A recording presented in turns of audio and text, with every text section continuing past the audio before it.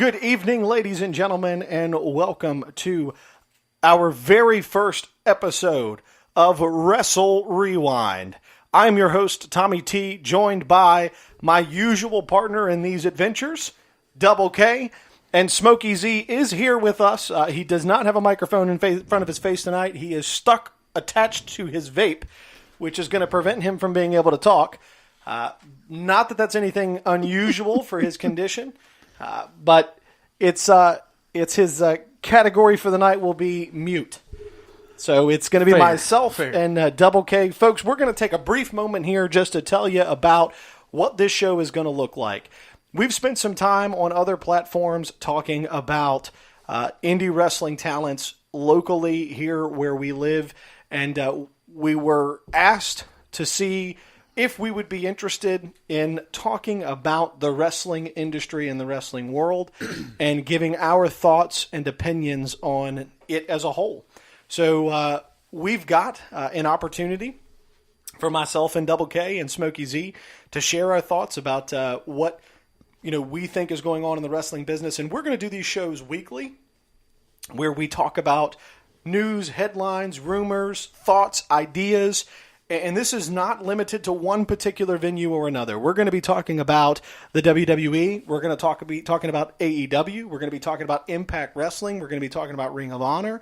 We're going to be talking about any major wrestling promotion that we come up that we decide is something we want to talk about. There are no limitations. There's no restrictions. This is an open format for us to be able to really take a chance to see what our thoughts on the processes, the ideas.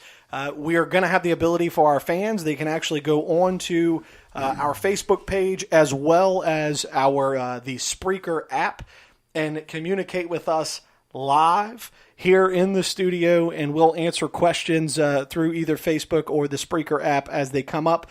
We've got Smokey Z working the computer as anything does come up to see what the questions, comments, concerns, anything that you guys want us to talk about. If you want our opinions, if there's something you want us to address, then let us know. But we're going to get started right off the bat with our first topic of the night, Double K.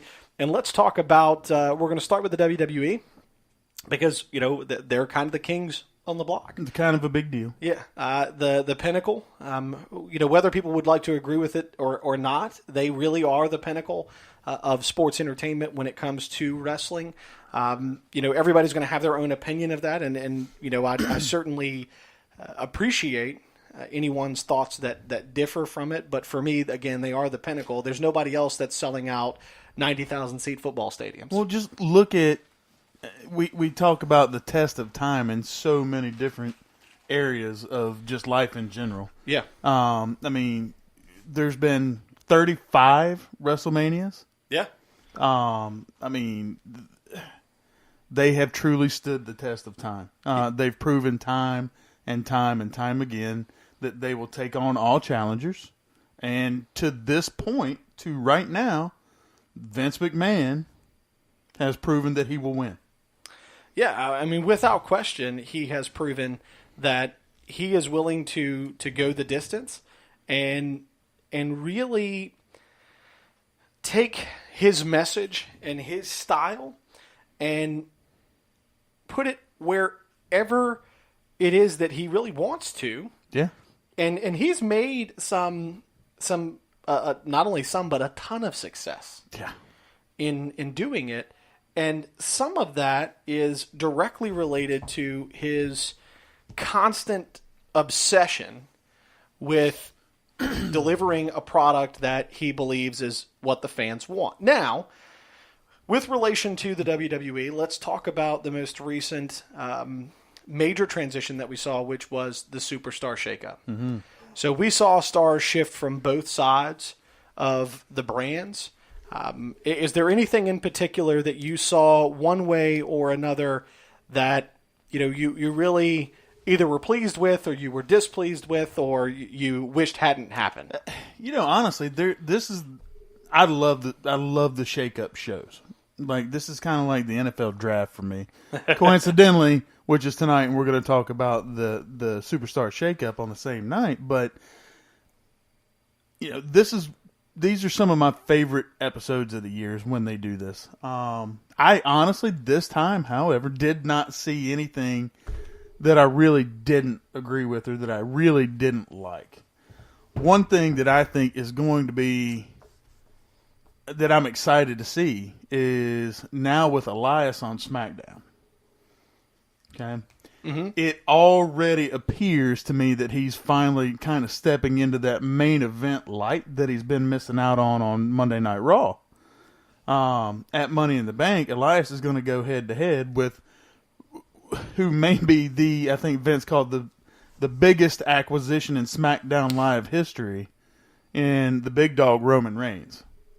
Yeah. Yeah, I would dare say that this is going to be a good. This is Elias's time to shine.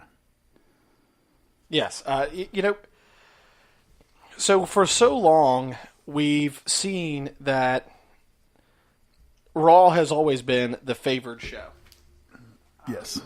Between the two primetime shows of WWE, the main roster, so to speak, so Raw and SmackDown, Mm-hmm. Raw has been the A-player show.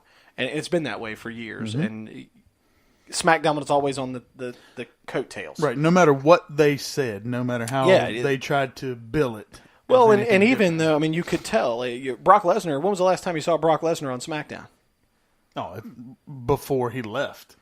So, that's a testament of where you put your money, because we all know that Brock Lesnar makes a ridiculous amount of money to show up on, just to show his face. Sure, right, yeah. They weren't investing that money in SmackDown. They were investing it on Monday Night Raw.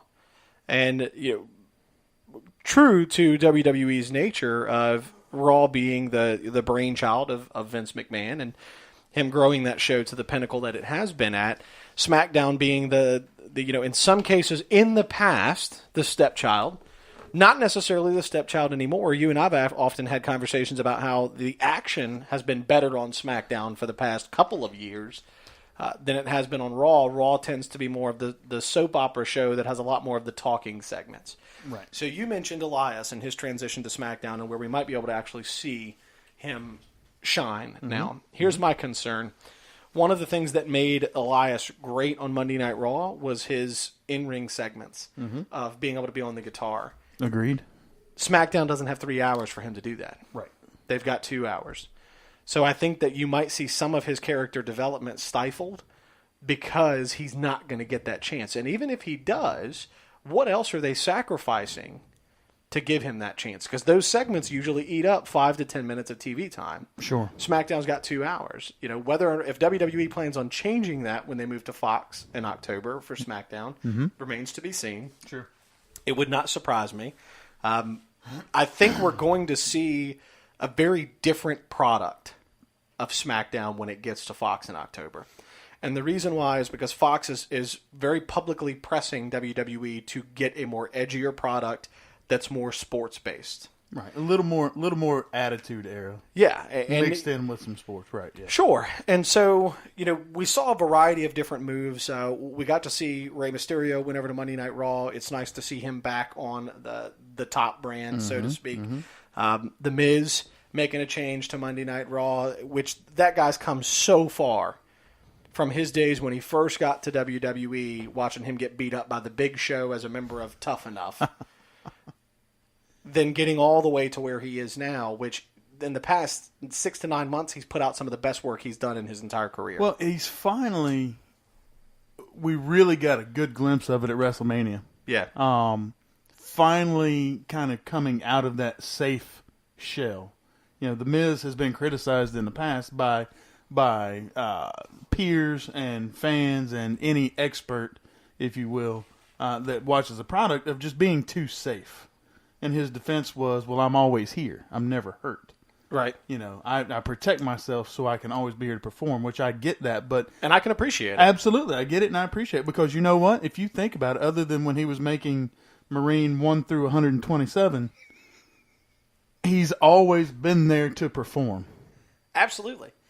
Marine 2, because John Cena was number 1. Yeah. Marine 2 through 127 was Miz. Don't tell Miz that. He probably won't be happy to follow John Cena in anything. Well, he doesn't really have a choice on this one. Well, that's true. I mean, it's out there. You can't take it back.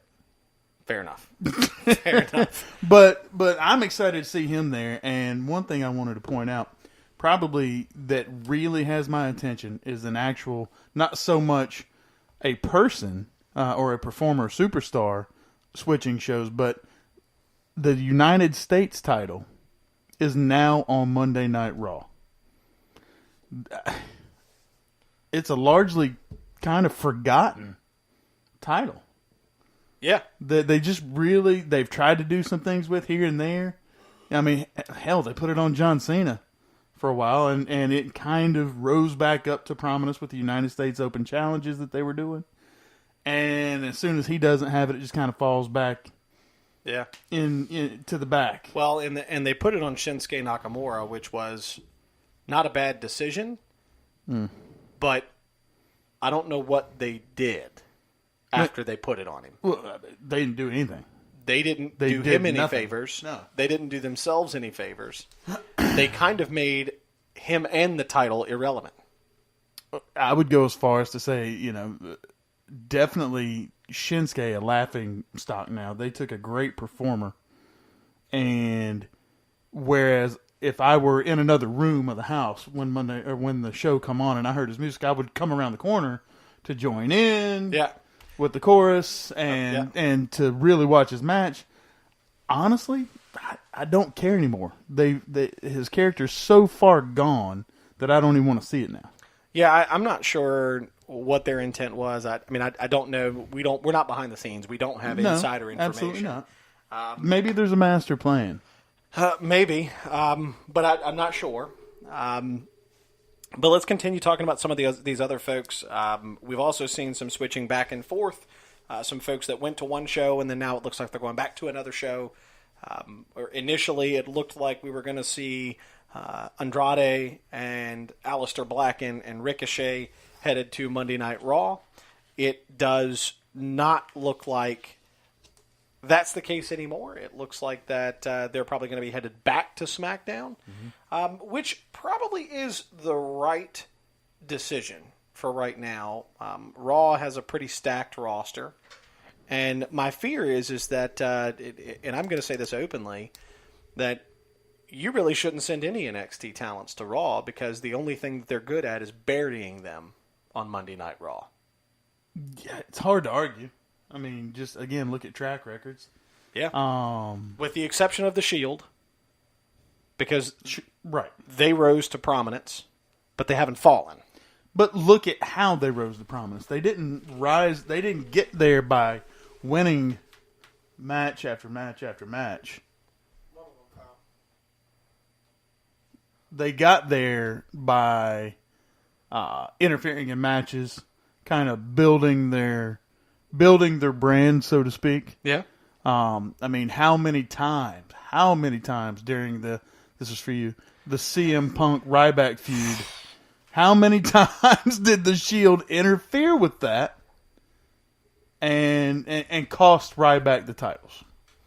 Well, he would have been the champion on several occasions if it wasn't for the constant interference from the Shield. Right. So they built the Shield, what eventually became the Hounds of Justice were mercenaries to begin with, who grabbed our attention through attack after attack. Yeah, and that didn't get... With the Shield, we saw Roman Reigns, Seth Rollins, and Dean Ambrose, who have risen to, a very high status in WWE. And to Smokey Z's point, which you folks didn't get to hear, one of them did fall from grace, and that was Dean Ambrose, right. Who is going to be departing WWE, at least based off of everything that we have seen and heard, both from him as well as the WWE, going to be departing. If I'm not mistaken, this past week was his final week, or this current week, rather. Tomorrow is his final day on his WWE contract.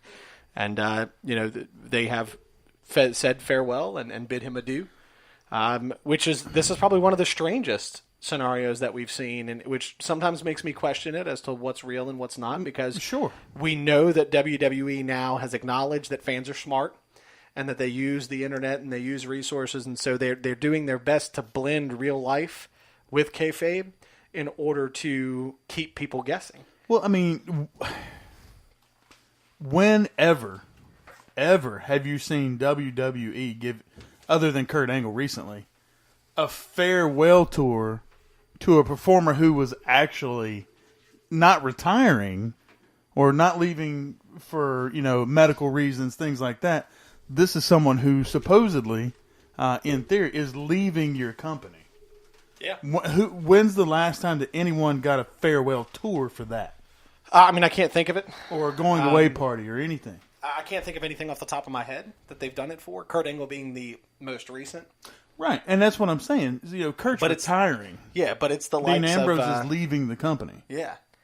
So, but there's a lot of talk now that, this is actually going to transition us right into our next topic of folks that are departing WWE. And so Dean Ambrose being the probably the biggest name. Oh, he's the headliner there for sure. That's departing the company. And there's a lot of question about where Dean Ambrose lands next. So his contract has expired. And what that means for a WWE superstar is that there is no 90-day no-compete clause because the contract has expired. As where if you ask for your release and it's granted, there's a 90-day non-compete clause. And, we have seen where that has played in with other stars that have left the company. But Dean Ambrose doesn't have that. And so the question right now is that Dean Ambrose's statement to WWE officials, as it's been reported, has been he's leaving due to he's burnt out. He's tired, he's worn down, he's burnt out, and he just wants out. He wants a break. And so some people have talked about him. Understandable. Some people have talked about it's a retirement for him.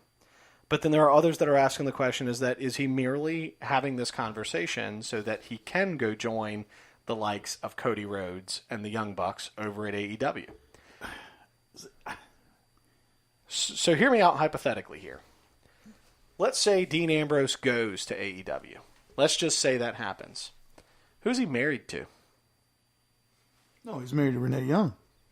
So how's Vince going to feel when he's got an employee, a prominent employee, a female, the first female live color commentator for Monday Night Raw, that her husband is a performer for AEW?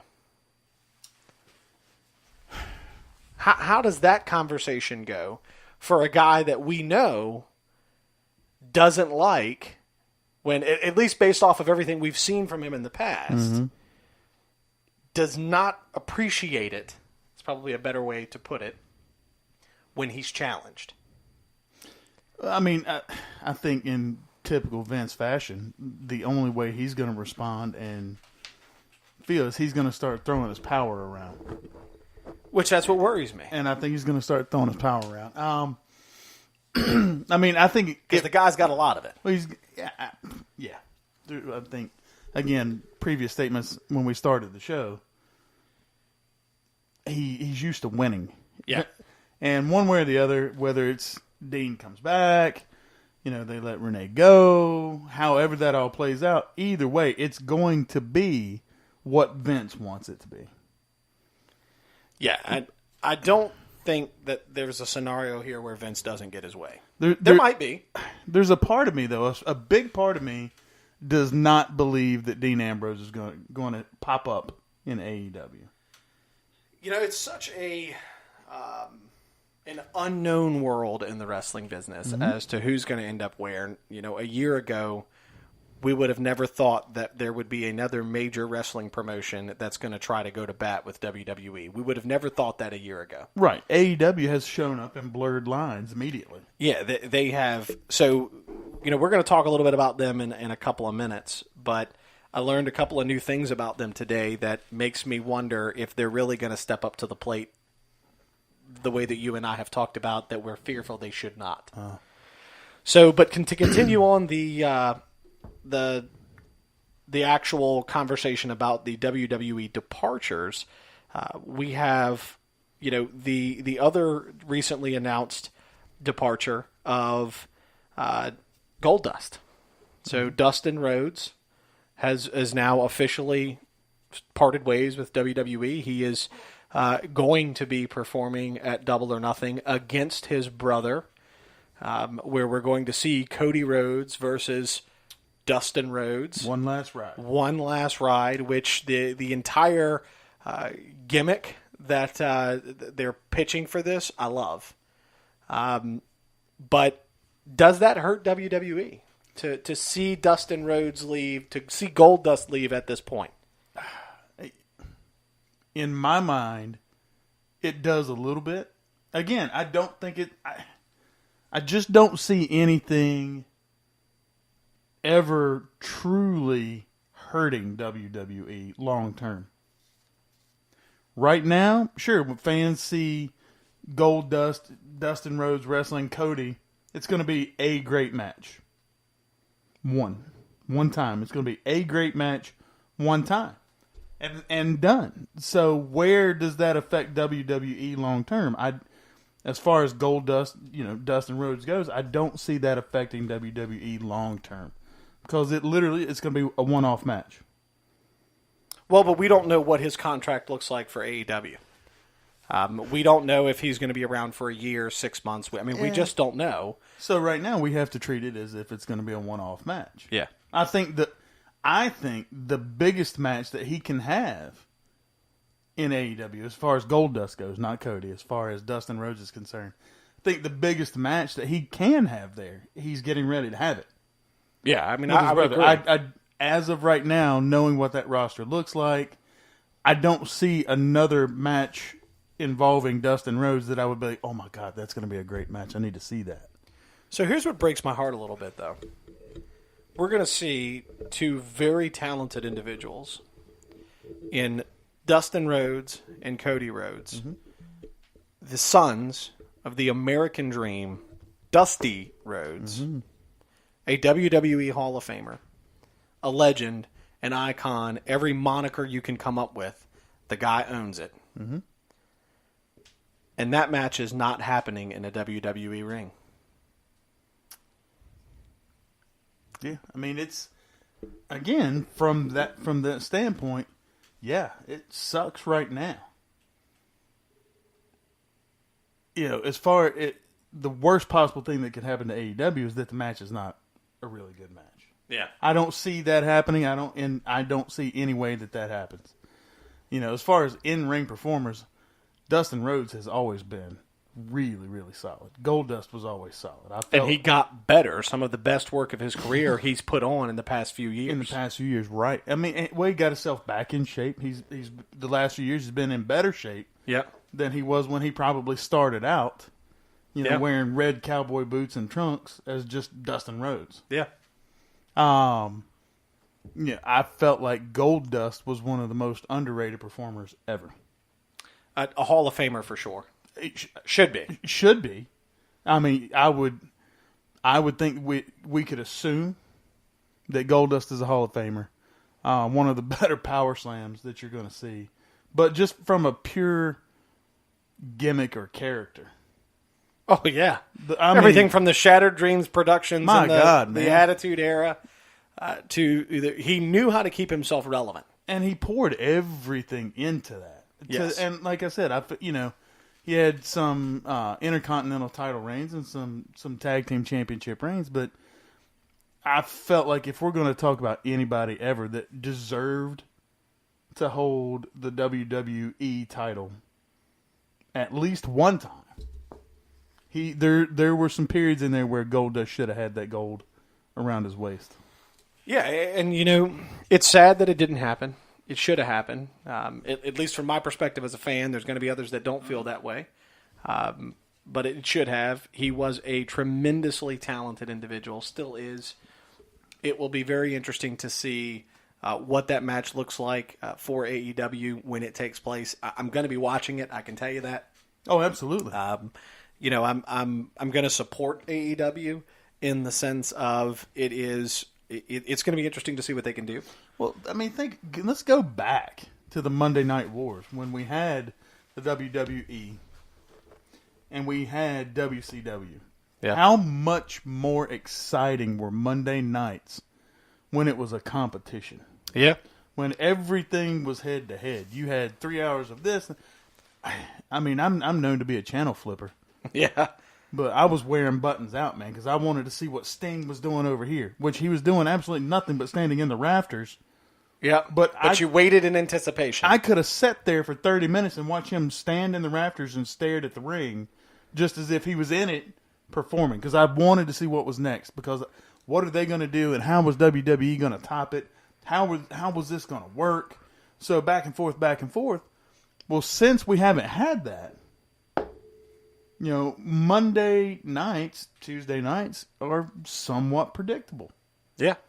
You kind of have an idea of what you're going to see every Monday. You kind of have an idea of what you're going to see every Tuesday.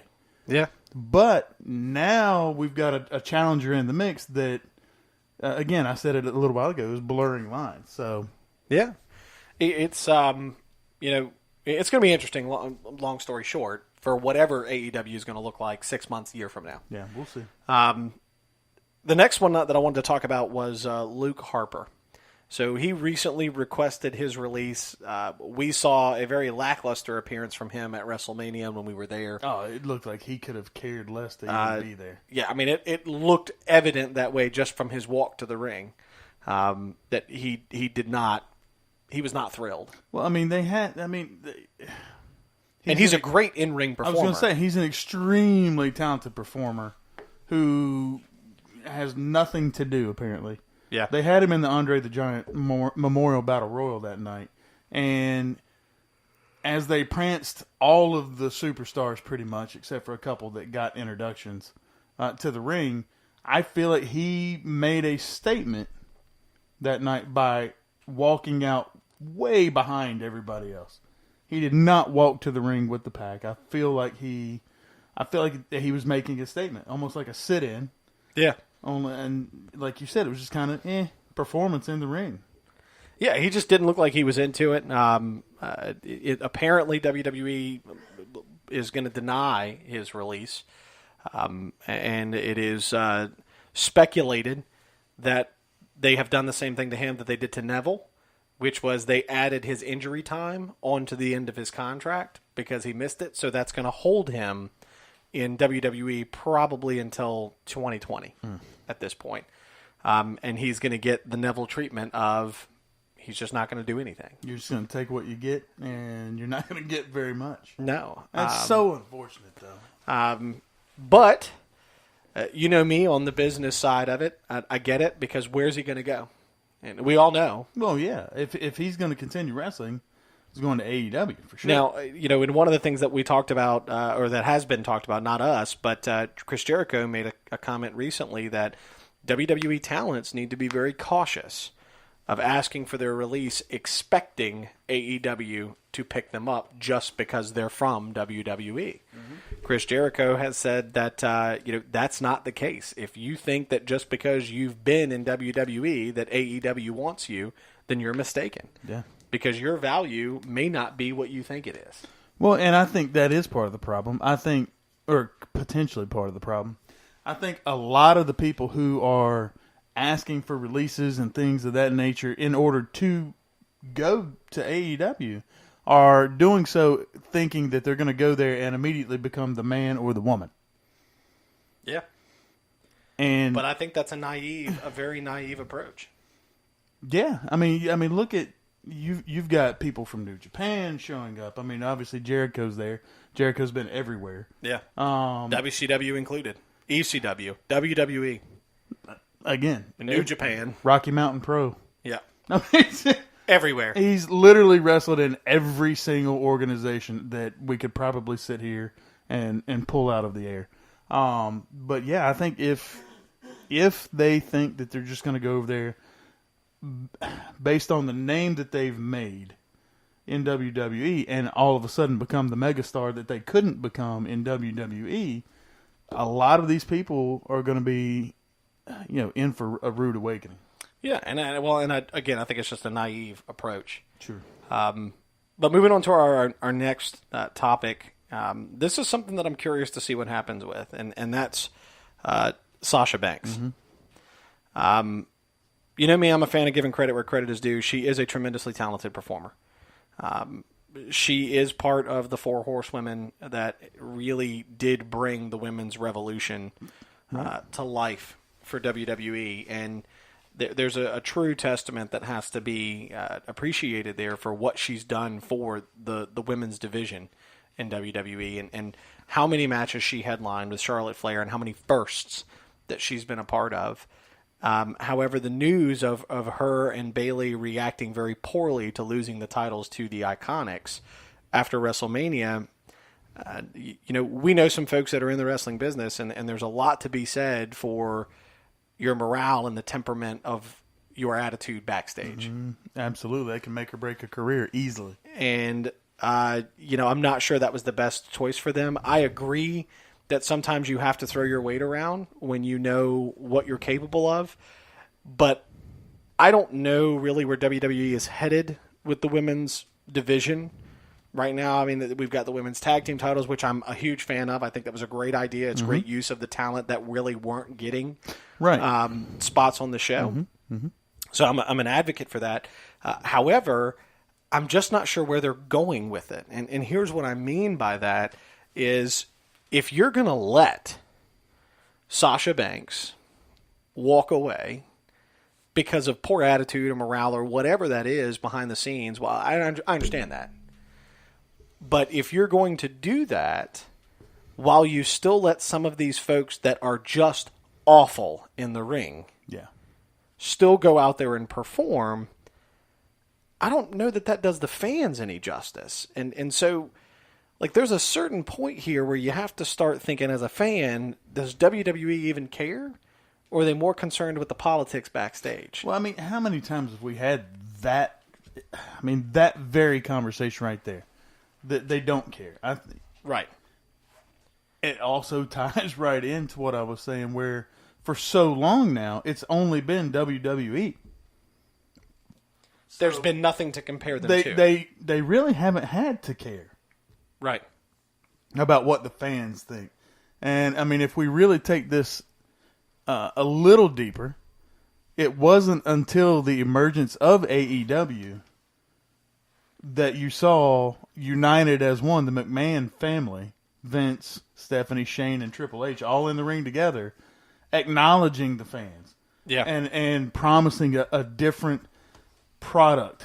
New matchups, and you know what? We've gotten those things, but again, it wasn't until they felt a little heat, whether they want to admit it or not, that they felt from this new up and coming franchise that were signing all these guys. I mean, again, for God's sakes, they took the WWE staple, Chris Jericho, right out of the gate. I don't know that they do care. I think they're trying to give the perception that they care. Well, I think they probably are trying to give the perception that they care, but I think the issue is, at least from my perspective, is they forgot.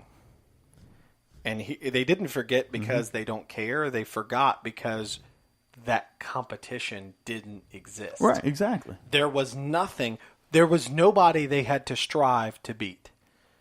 The biggest mistake Impact Wrestling, TNA Wrestling, Owl Wrestling, whatever it is you want to call their little, playroom activities that they're doing over there, their biggest mistake, and I would have never said those things about that company 5 years ago, but their biggest mistake was they decided to go head-to-head, to go toe-to-toe with the juggernaut of the wrestling industry, which is WWE.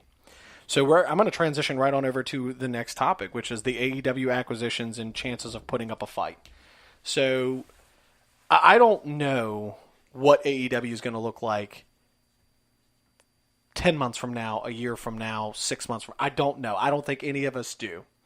Tony Khan clearly has enough money to throw behind this to do whatever he wants to do. Right. I mean, he is the modern-day Ted Turner that's got the money to go to bat with WWE. The question is, how much money is he going to be willing to pour out?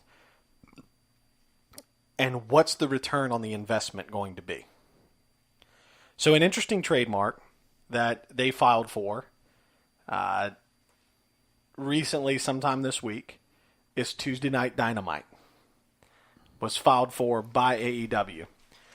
I don't think that's coincidental, knowing that where's SmackDown going in October? Oh yeah, It's going live to Friday nights. Mm-hmm. Mm-hmm. So now Tuesday nights are night is wide vacant. open. And they don't want to go head-to-head with WWE yet.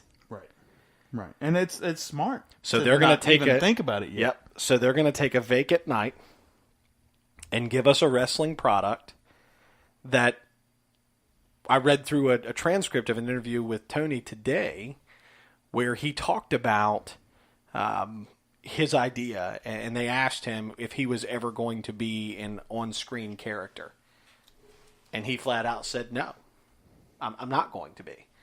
Because they don't want a soap opera branded business. Right. They want a sports business. Mm-hmm. They want high impact action and wrestling is what they want.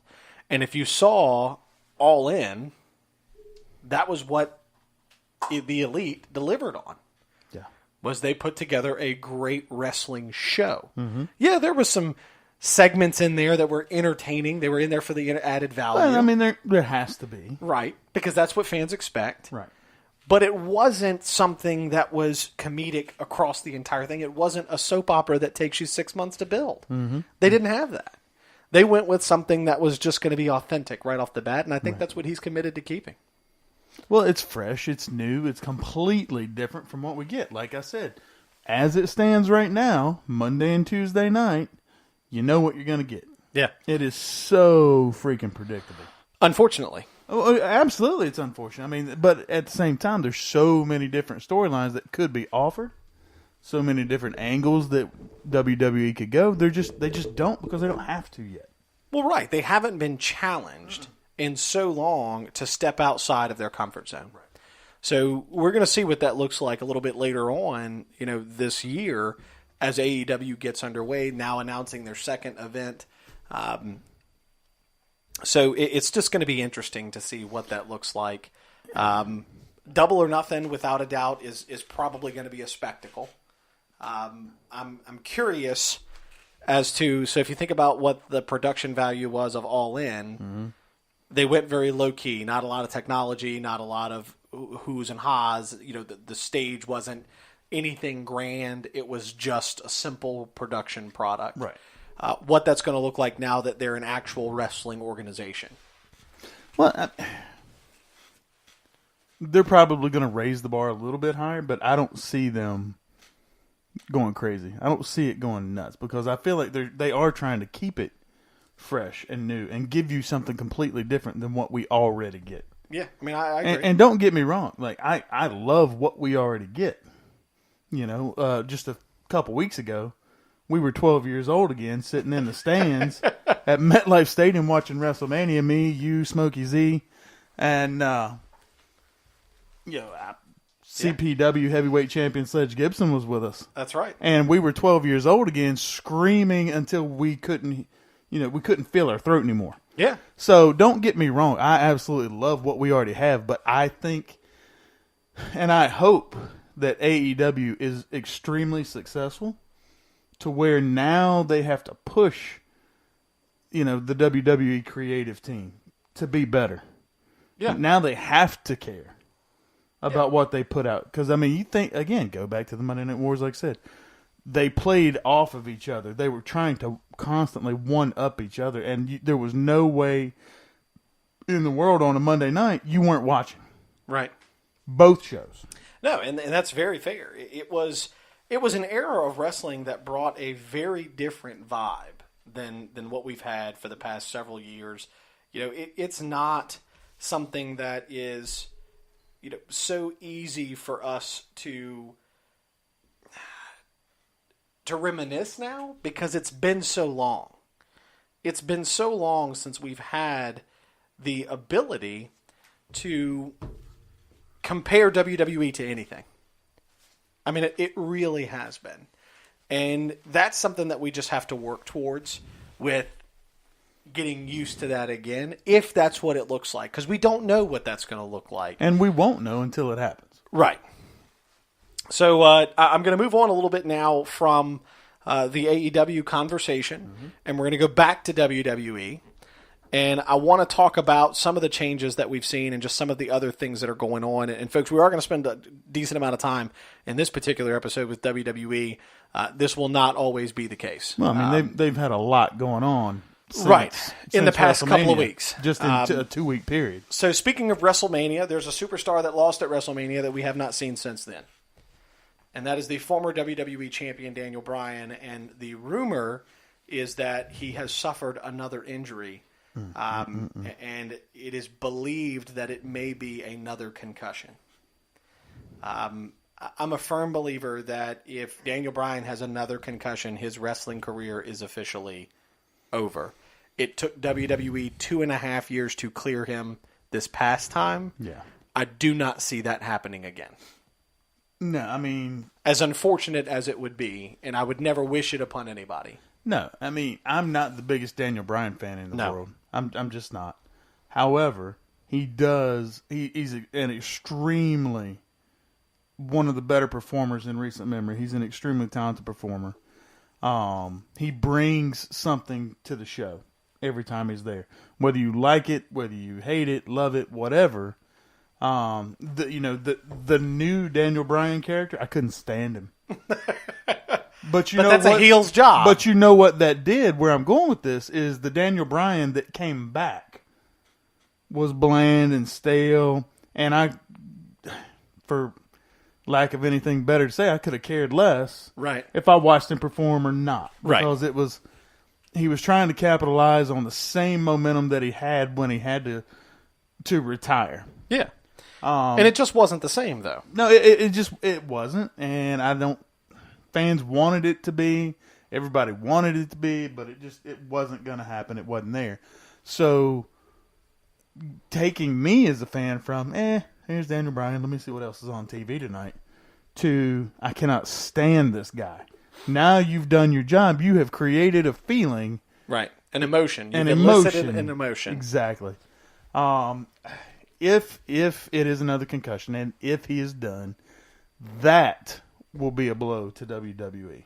Yeah. It's just, I'm hoping that it's just he needs some time off. I know him and Bree were talking about having another kid. Yeah. I hope that is the case, and I look forward to, hearing good news come out of that. So this next piece I'm a little confused about. Yeah. And I'm confused about that WWE has a really bad habit, especially recently, of taking something good and screwing it up. Just trashing it. And NXT has done incredible things with talent in the past 5 years. Incredible things with talent. 10 years ago, when somebody came from OVW to WWE, unless you went and watched OVW, you didn't know who they were. Right. With NXT, the crowd knows who these guys are by the time they get to the main roster. Shinsuke Nakamura is a prime example of that. And in some cases, Ricochet, Aleister Black. These guys are already larger than life with the name that they've built in NXT. Right. When they come to the main roster. So here's a brilliant idea. Let's take one of the most over tag teams in the history of NXT that have a great gimmick, great presentation. They're extremely entertaining to watch. Let's bring them to the main roster. And you know what we're going to do? We're going to change their name. Sounds like a great idea. What are we going to change it to? Well, War Raiders was nice. Mm-hmm. We thought about the Berserkers. Jesus. But we settled on the Viking Experience. What was wrong with War Raiders? It didn't sound like a Disney ride. So that's what's wrong with it. So now you have or Busch Gardens or something like that. That's where the Viking Experience fits in. So I don't know if you noticed, but they got introduced as the Viking Experience 2 weeks ago on Unfortunately, Raw. I saw it, yes. But did you pay attention to what they got introduced as this past Monday night? I did. So they became the Viking Raiders. So 2 football teams merged? Is that what happened? Because that's what I thought about. Possibly. We're talking about eliciting emotions. That's the first thing I thought of. One's going to come out in a Raiders helmet, and the other's going to come out in a Vikings helmet. We're going to see how it goes. Yeah, I don't know what the intent was, but now this is one of those moments where it's, but wait, there's more.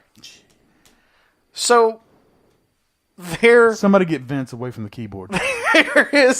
there is conversation that they're going to be renamed again because they were referenced on Tuesday as the Viking Warriors. Good Lord. Here's what's happened. Vince has snuck into Triple H's office. He smacked him in the back of the head with a steel chair, and now he's duct taped him and shoved him in a closet somewhere, and is just randomly throwing stuff at the wall and seeing what sticks. This has been one of the most. This particular situation blows my mind. I don't know why you mess with. Okay, I'll give you some teams or performers, superstars need some tweaking. Sure. Leave this one alone. Yeah. Oh my God. I don't know what the mindset was, but we're going to end up with the Viking War Experience Raiders by the time this is over. It's just absurd. I'm sure that there may be something that is political about removing the war term. But, I mean, they were already... But it wasn't a mainstream product. Right. It was on an exclusively subscription-only network that WWE controlled. So the only thing I can think of is the advertisers or the marketing folks are sitting back there going, we don't want you mentioning war. But you know what? If we're voting on names, for what we've got here, I'll take Viking Warriors. Well, yeah. I'll take that. They left. So did you hear what their finishing move was on Monday night? Yeah, but go ahead. So the Viking Raiders, their finishing move is got the old name. It's the Viking Experience. That's the name of their finishing move. So they took their team name and moved it to name their finisher, and then changed their team name to the Viking Raiders. So, if I'm just going to say these guys for now, 'cause we're not sure where we're going to end up. So let's just say if the Viking Raiders, they'll be the Flamingo Fluffers, were to wrestle Gallows and Anderson, we would have the magic killing Viking Experience. You know. I hadn't thought about that, but that's ingenious. I mean, what? Next thing you know, that'll be the next match at Money in the Bank. The magic killing Viking Experience. You heard it here first, just in case you see it on TV. That one is mine. Yes, that's fair. So moving on from that disaster, Kofi Kingston's historic title win at WrestleMania 35. What a moment for that guy. What a moment for him and just everybody involved. Again, that's another one where we felt it. We were there. We were there. The bell, when the bell rang, his hand was raised, his music hit, that place erupted. Well, there were so many times throughout that match that I thought that he was going to lose. Well, sure. We all expected Daniel Bryan to retain. Except for Smokey Z. But that vape does awful things to your head. He didn't see the match. We thought it was still pyro smoke. It was just him sitting over there. That's true. Getting after that vape thing. As he fills the studio. That's our new sound effect. But yeah, I mean, it was... Now it smells like blueberries. Yeah, I keep waiting for Undertaker to walk through the smoke. There's so much in here. Waiting for the gong to drop. Yeah. Yeah. And he walks through blueberry smoke and has something to say on our podcast. But an awesome moment.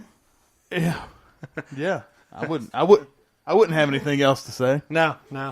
That's a wrap. That's a wrap. We're done here. We're done. But yeah, I mean, just seeing that, being able to be a part of something that I consider historical within sports entertainment or sports in general. It was pretty amazing. I I love the fact that he had his family in the ring with him. Yeah. He had his kids in the ring. There's no way that we could probably begin to even think we could describe how he felt. I mean, it was pretty cool to see the tears coming from the New Day, all three members. Yeah.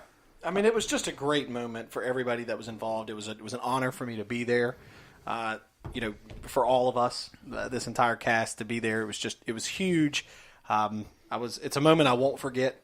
Absolutely not. Absolutely not. And, when the "You Deserve It" chants started, that guy's put in a lot of effort, a lot of hard work, and given us very memorable moments from the Royal Rumbles for the past several years. So it was really cool. Oh, absolutely. And to Kofi, I think we now know who his first challenger is going to be after last night. Yeah, I don't think there's any question about that. It is clearly going to be, well, even if Kofi doesn't want it to be, it's going to be Kevin Owens. Absolutely. Who made his heel turn this past Tuesday. The big O. It was, it's interesting to see where they're going to go with that. But speaking of interesting, let's move on to our next champion. And I'm going to tie the next two topics together just because I think they correlate. And that is Becky Lynch and Ronda Rousey. Oh, yeah. Hand in hand. So I'm going to say a very unpopular opinion right now. Right.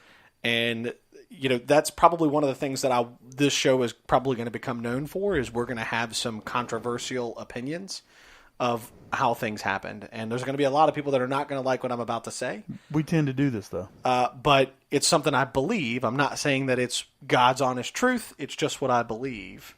And that is that Becky Lynch has risen to a level of stardom that no one would have predicted a year ago or even 6 months ago. However, that level of stardom only exists because of Ronda Rousey's heel turn, the blending of WWE allowing Ronda to take kayfabe and smear it into the storylines and into the reality of the wrestling business. Mm-hmm. And by doing that, it built Becky Lynch to a level that is, in my opinion, unprecedented for a female star. Yeah, I mean, not that it's undeserving for any star, though. Yeah, not for that it's any undeserving. Star. No, I agree. I'm with you. She had the man gimmick already out there with Charlotte, but it didn't make a difference. No, it didn't until she got involved with Ronda Rousey. It was already out there, and it was gaining some traction, and it was popular, and the man shirts were out there. And one of our good friends has one of those. Right. I think she has 3 or 4. She's got one that she uses for a pillowcase. She uses one for a towel in the shower when she gets out, and then she has one that she wears. Well, the one with the towel probably has Becky's face on it. Yeah, that's fair. Yeah.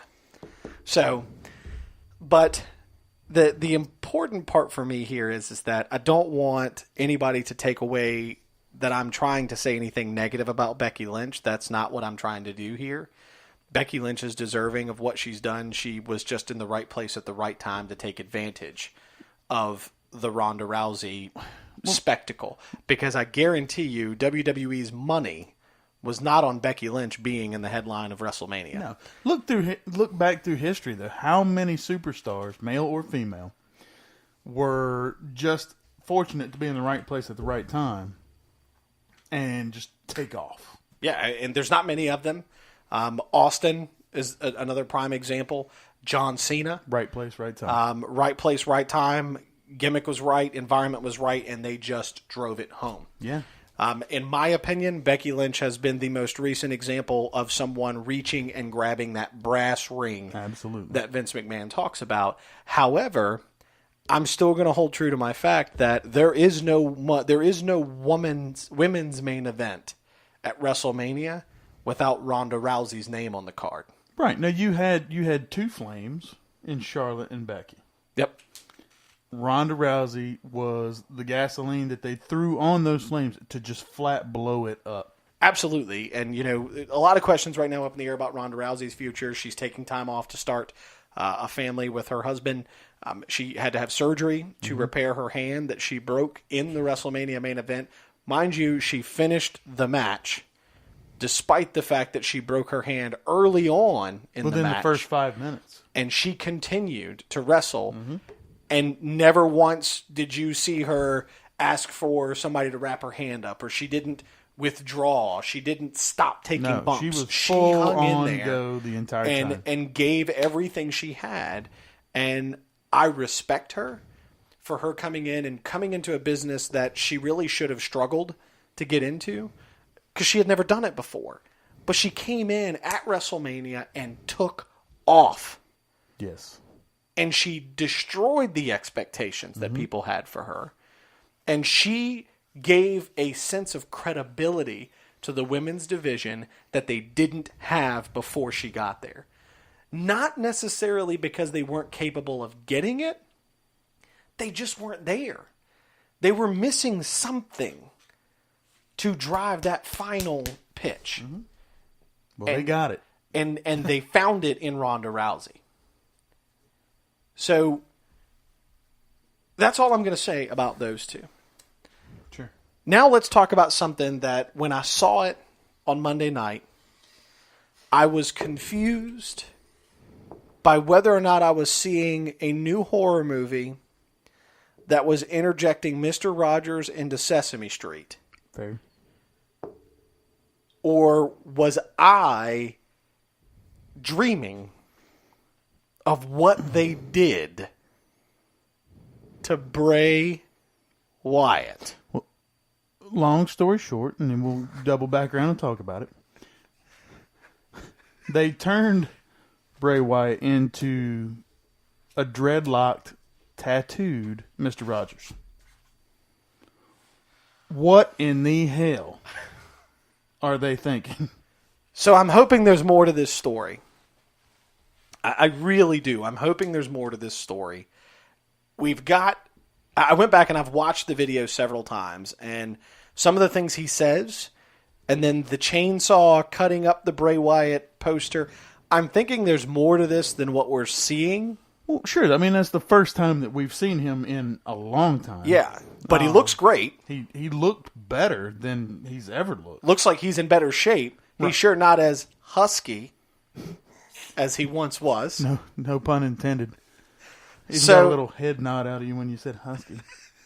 Well, what a nod.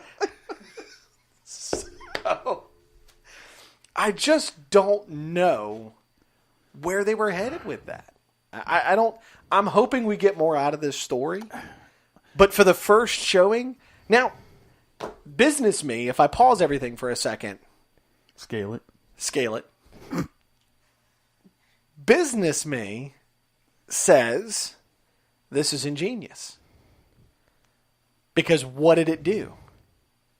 What did everybody want to start talking about? Oh, no, it reignited talk about Bray Wyatt. Right. And it was, granted the fact that you're sitting there going, WTF, what happened to Bray Wyatt?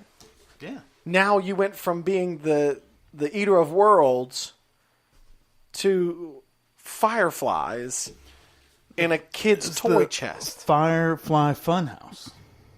So it is not what I was expecting.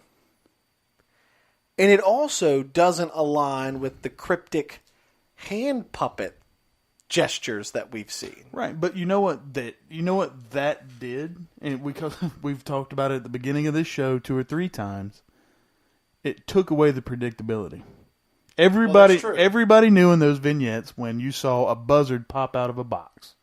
When you saw a creepy playhouse with a witch Annabelle looking doll, you knew it was Bray Wyatt. We knew it was Bray Wyatt. And we were excited because we were getting the Eater of Worlds back. You knew what was coming. It was predictable. Oh, wait a minute. We got the Eater of Cookies. What? Yeah. He needs a plate and a sweater vest. Well, he got it with a butterfly collar. Yes. But yes, as a fan, I want the Eater of Worlds back. I want the leather apron. Because we rarely ever wants to, if we're lucky, 3 times a year get to see Taker. If we're lucky. If we're lucky. Maybe a couple times a year we get to see Finn Balor's demon. That sounds awkward when you say it like that. Well, I mean, take that how you will. That's fair enough. Fair enough. That might be a different show for you. But so we and now we don't have Bray Wyatt as we knew him. So where's that dark character? Where's that that creepy horror movie character that we've come accustomed to? I mean, right now they're all gone. And one looks like Mr. Rogers with some creepy dolls in his house. So I'm not sure what that's all about. Yeah, it is. I'm not sure what they were really trying to achieve with that. I'm hoping, again, that there is more to the story. I'm hoping that we get something out of this in the coming weeks that elaborates, that perhaps, this is just a twist on the character, and we're still gonna get the actual Bray Wyatt character. I just have this image in my mind of Bray Wyatt in a ring, dressed like he was, and an interaction with Elias. I was thinking about Chavo's Kerwin White versus new Mr. Rogers Bray Wyatt. That's where my head is right now. Well, I'm not. I mean, I could see that too. I'm not sure that one image is any better than the others. But here's my. If you picked up on the new catchphrase though, when he was finishing up, when he was wrapping up his segment, he slightly developed that creepy Bray Wyatt look.